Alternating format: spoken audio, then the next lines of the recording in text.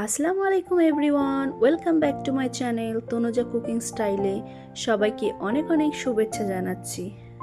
আশা করি যে যেখানেই আছেন অনেক ভালো আছেন। আজকে তৈরি করব মুচমুচে চিকেন পকোড়া। এখানে আমি 500 গ্রাম বোনলেস চিকেন নিয়েছি।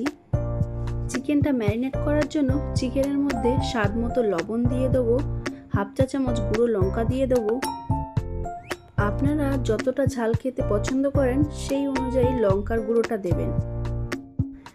এরপর হাফ চা চামচ করে জিরের গুঁড়ো, মরিচের গুঁড়ো, ধনের গুঁড়ো, মিট মশলা একে একে দিয়ে 1 চা চামচ সয়া সস দিয়ে ও 2 চামচ টমেটো কেচাপ দিয়ে দেবো।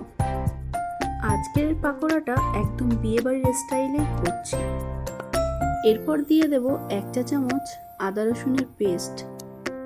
তারপর হাফ চা চামচ লেবুর রস দিয়ে দেব, কেউ চাইলে ভিনিগারও দিতে পারো। এরপর চিকেনটাকে ভালো করে নেড়েচেড়ে মাখিয়ে নেব, যাতে মশলাগুলো চিকেনের গায়ে ভালোভাবে লেগে থাকে।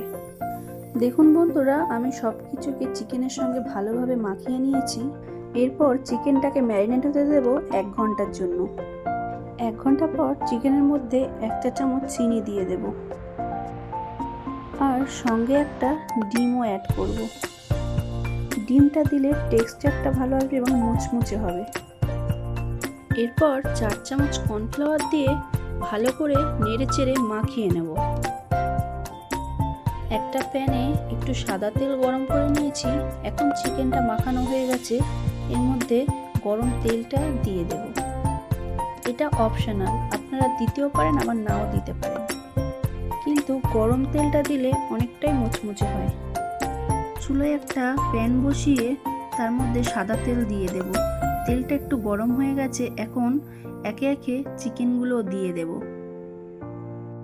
দেখুন বন্ধুরা, কড়াইয়ের মধ্যে যে কটা চিকেনের পিস ধরেছে আমি দিয়ে দিয়েছি। এখন চিকেনগুলোকে ভালো করে উল্টে পাল্টে নেড়েচেড়ে ভেজে নেব, গ্যাসের ফ্লেমটা মিডিয়ামে রেখে। দেখুন বন্ধুরা, চিকেন পকোড়াগুলো আমার ভাজা হয়ে গেছে এবং খুব মুচমুচে হয়েছে। চিকেন পকোড়াগুলো একে একে তুলে নেব। এখন চিকেন পকোড়াগুলো গরম আছে, এই অবস্থায় একটু চাট মশলা দিয়ে দেব। ভালো করে নেড়েচেড়ে চাট মশলাগুলো চিকেনের গায়ে মাখিয়ে নেব। তো দেখো, রেডি হয়ে গেল অনুষ্ঠান বাড়ির মতো মুচমুচে ক্রিস্পি চিকেন। তাহলে দেখে নিলেন তো বন্ধুরা, সব থেকে সহজ পদ্ধতিতে বাড়িতে কিভাবে চিকেন পকোড়া বানাবেন। আশা করি আমার এই চিকেন পকোড়ার রেসিপিটা আপনাদের অনেকটাই ভালো লাগবে। তো এইভাবে আপনারাও বাড়িতে চিকেন পকোড়া বানাবেন। আর যদি আমার এই চিকেন পকোড়ার রেসিপিটা ভালো লেগে থাকে, অবশ্যই like, comment, share and subscribe করবেন। আল্লাহ হাফিজ।